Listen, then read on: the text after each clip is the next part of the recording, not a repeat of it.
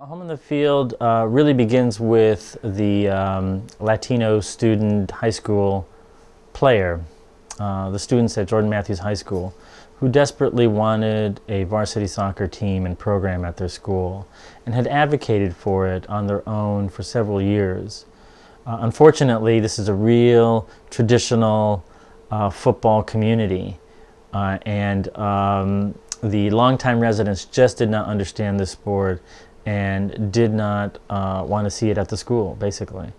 And so there was this tremendous resistance to try and create a program at JM initially. And I got involved, and with the students and with other members of the community, we were able to change that and to start a program at JM. And I have to say that from the very, very beginning of the inception of the program, it's been a winning program, and it's really helped to change the minds of lots of people at the school and in the community itself. Because for the first time, the Latino student or the Latino youth weren't being seen as a problem, weren't being seen as a troubled or troubling group of kids, but rather were being seen as winners and eventually as champions. So it's really, really significant because we rarely get images of Latino youth in which they are, winners and champions. We usually get these really sort of negative stereotypes of them.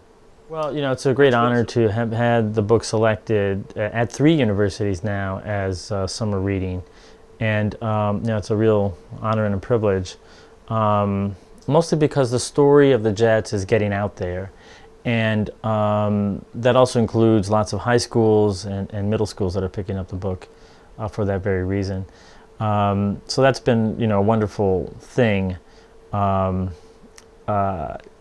It's rare that we get a chance to hear from this group of kids what their dreams and what their aspirations are and what their problems are.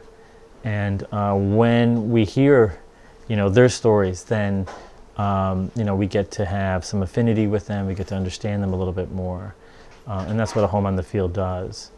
The kids themselves are happy and elated and proud of the fact the book has been picked up and is being read, because it really chronicles and captures their lives at a moment.